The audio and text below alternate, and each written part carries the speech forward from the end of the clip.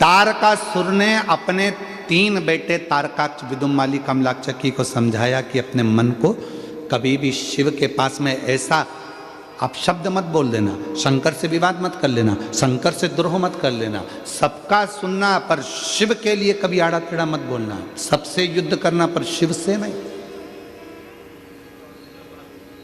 इसलिए शायद पूरे संसार में शंकर भगवान का कोई दुश्मन नहीं, शिव का कोई द्रोही नहीं है। रावण सब पर अपना राज्य करता था पर शंकर भगवान की पूजन करता था, द्रोही नहीं है शिव।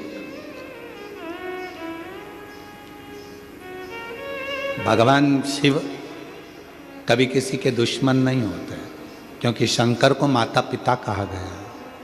त्वमेव माता च पिता त्वमेव बंधु च सखा। शिव माता भी हैं, पिता भी हैं, बंधु सखा सब शिव है। वो कभी बुरा नहीं सोचते। आप में से कितनी माताएं बैठी हैं, आप में से कितने पुरुष बैठे हैं जो अपने बच्चों का बुरा सोचते हैं? है कोई ऐसा जो अपने बच्चों का बुरा सोचता हो? है कोई ऐसा जो अपने बच्चे का बुरा सोचता हो? नहीं। शिव कृपा। 12 ज्योतिर्लिंग का स्मरण कराया। प्रथम ज्योतिर्लिंग में सोमनाथ जी का वर्णन किया। चंद्र को काया का रोग हो गया, उस काया के रोग से भगवान शिव जी ने मुक्त करा, तो शिव जी का नाम सोमेश्वर महादेव सोमनाथ हो गया। फिर वर्णन आया है मल्लिकार्जुन बाबा का, जिन्होंने सुंदर आनंद के साथ में भगवान शिव और पार्वती जी ने षडानंद कार्तिकेय के रुष्ट होने पर दर्शन दिया। शिव जी का नाम भगवान श्री शैलम पर बैठे मल्लिकार्जुन नाम पड़ गया। अगला वर्णन है महाकाल बाबा का।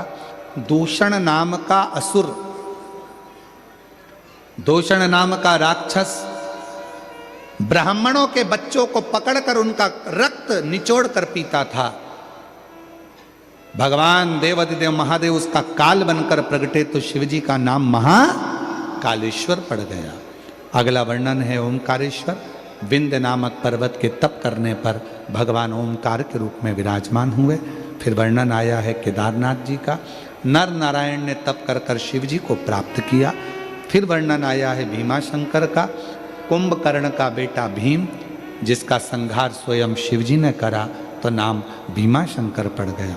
अगला वर्णन है काशी विश्वनाथ। मनु शतरूपा ने तप कर कर भगवान शिव को विराजमान किया। माँ गंगा उनसे मिलने के लिए आई, शिव जी का नाम काशी विश्वनाथ हुआ। अगला वर्णन त्र्यंबकेश्वर का। गौतम बाबा पर गौहत्या का दोष लग गया। दोष लगाने वाले कोई दूसरे नहीं थे, अपने ही। अपशब्द कहने वाले कोई दूसरे नहीं होते, अपने ही। भगवान ब्रह्मा विष्णु महेश लिंग के रूप में प्रकट होकर गौ हत्या के दोष से मुक्त करे। बाबा त्र्यंबकेश्वर नाथ के रूप में विराजमान हुए। फिर वर्णन आया है वैद्यनाथ जी का। रावण भगवान शिव जी का शिवलिंग लेकर जा रहा था, संध्या होते ही शिवलिंग को भूमि पर रख दिया। बाबा वैद्यनाथ जी के रूप में विराजमान हो गए। फिर वर्णन है नागेश्वर का। दारुक नाम के राक्षस का संहार कर कर भगवान नागेश्वर के रूप में विराजित होते। फिर आगे वर्णन आया है रामेश्वरम का। भगवान राम जी ने शिव जी की स्थापना करी और लंका पर विजय प्राप्त करी, रामेश्वर के रूप में विराजमान। फिर आगे वर्णन आया कृष्णेश्वर बाबा का। सुधर्म नाम के ब्राह्मण की पत्नी घूष्मा के बेटे को भगवान शिव जी ने जीवित कर दिया, तो शिव जी का नाम कृष्णेश्वर महादेव। ये 12 ज्योतिर्लिंग की कथा। आ जाओ। ये 12 ज्योतिर्लिंग की कथा हमारे जीवन को सुख प्रदान करती, आनंद प्रदान करती, एक रसतत्व देती है, एक आनंद देती है।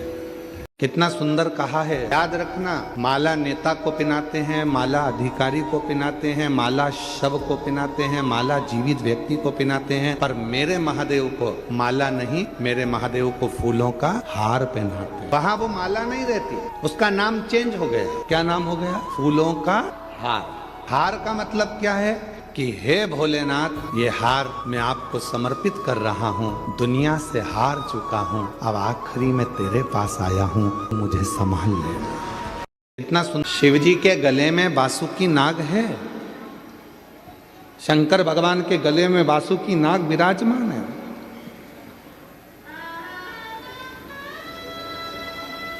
क्या आपको मालूम है बासुकी नाग को भगवान शंकर ने कब रखा था? जब मंथन हुआ समुद्र का और उस मंथन में अमृत निकल गया, लक्ष्मी निकल गई, ऐरावत निकल गया, माणिक मोती निकल गए, औषधियाँ निकल गई, अमृत लेकर देवता चले गए। वो वासुकी नाग सांप जिसको पर्वत पर घिसा जा रहा था, मंथन किया जा रहा था, वो वासुकी नाग एक कोने में पड़ा हुआ था। एक कोने में पड़ा हुआ है वो वासुकी नाग।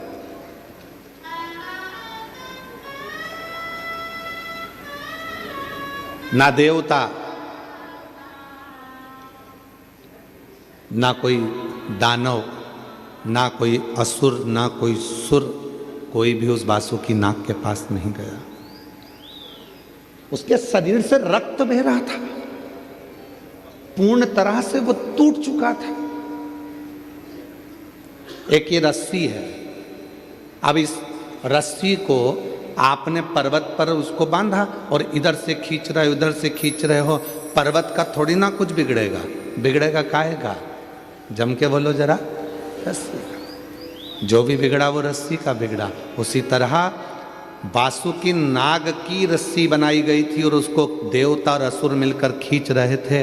पर्वत का, मंदराचल का कुछ नहीं बिगड़ा, बिगड़ा तो केवल उस वासुकी नाग का, जो अंदर से पूरा टूट चुका था, घिस घिस के उसके शरीर से रक्त निकल रहा था, वो पूरा हार चुका था, पूरा हार चुका था।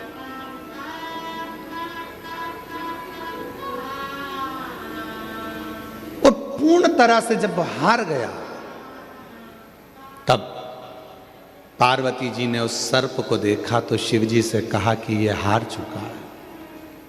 शंकर भगवान उसके पास पहुंच कर कहते हैं, तू चिंता मत कर, तुझे अमृत तो भले नहीं दूंगा, पर इतना जरूर है, तुझे अपने गले में, क्योंकि तू हार गया है इसलिए मैं तुझे अपने गले में हार बनाकर पहन लूंगा।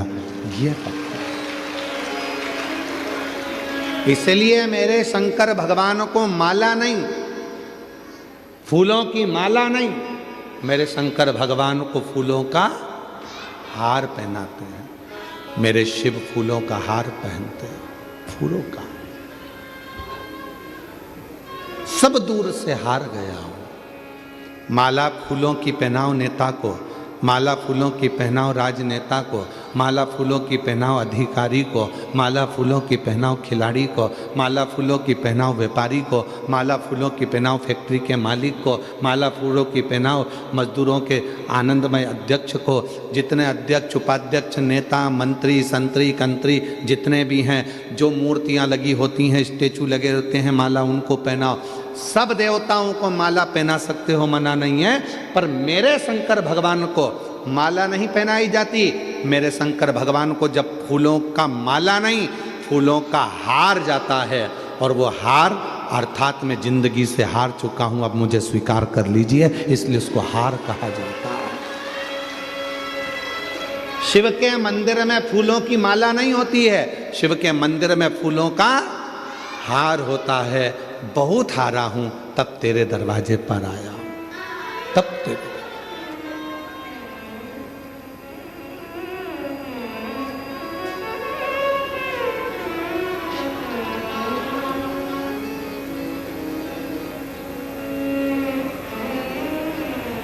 हारा हूं बाबा पर तुझ पे भरोसा नहीं, जीतूंगा एक दिन विश्वास मेरा। एक लड़की अपने मम्मी पापा से कहती है कि मैं नीट का एग्ज़ाम दे देकर थक गई हूँ और अब मैं परीक्षा नहीं दूंगी, मेरा नीट क्लियर नहीं हो रहा। और माँ ने उससे कह दिया कि मैंने टीवी पर कथा सुनी है, वो सीहोर वाला महाराज कहता है कि दुनिया में ऐसी कोई कुर्सी नहीं है जिस पे आप बैठ नहीं सकते हो, बस थोड़ी मेहनत करना पड़ेगी, थोड़ा संघर्ष करना पड़ेगा।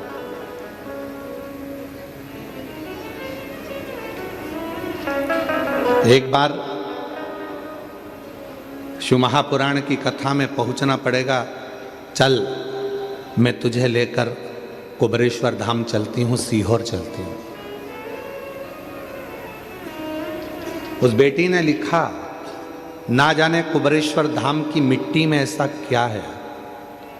हम रुद्राक्ष महोत्सव में कथा सुनने के लिए आए थे, पर रुद्राक्ष महोत्सव की वो कथा ना जाने क्या असर करती है कि बाबा से जो मांगो वो बाबा तुरंत प्रदान कर देता है। ये समझ नहीं आता।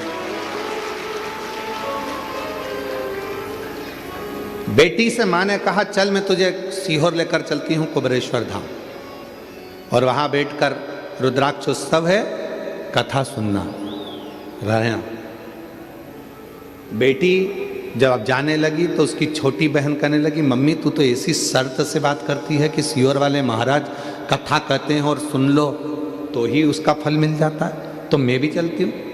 छोटी बेटी भी साथ हो गई। बहन की एक लड़की थी, उसने कहा मौसी तुम जा रही हो तो मैं भी चलती हूँ। सीहोर पहुंच गए।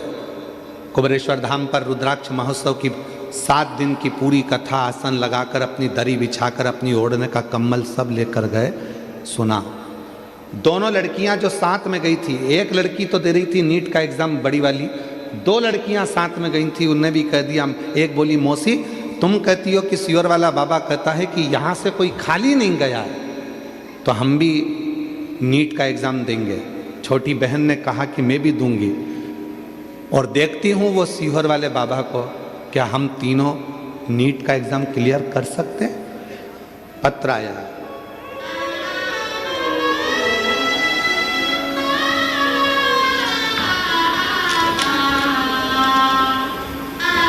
मेरी बड़ी बेटी चेतना सिंह 2018 से नीट का एग्ज़ाम दे रही है, पर उसकी तैयारी पूरी रहती है, पर अंक नहीं आते, क्लियर नहीं होता।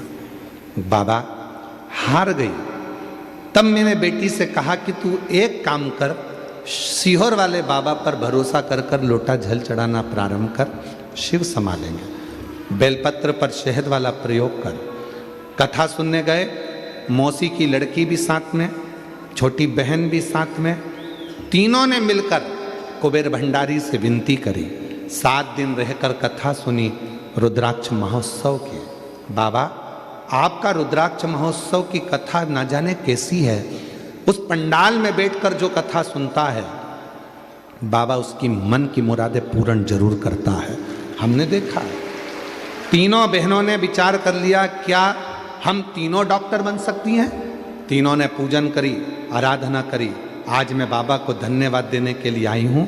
बाबा ऐसी कृपा करी कि 2022 में जब कथा को श्रवण करी, उसके बाद में बाबा ने ऐसी कृपा कर दी कि तीनों बच्चे आज साथ में MBBS मेडिकल कॉलेज सिलेक्शन हो गया है, और बाबा की कृपा से उन तीनों का नीट क्लियर हो गया।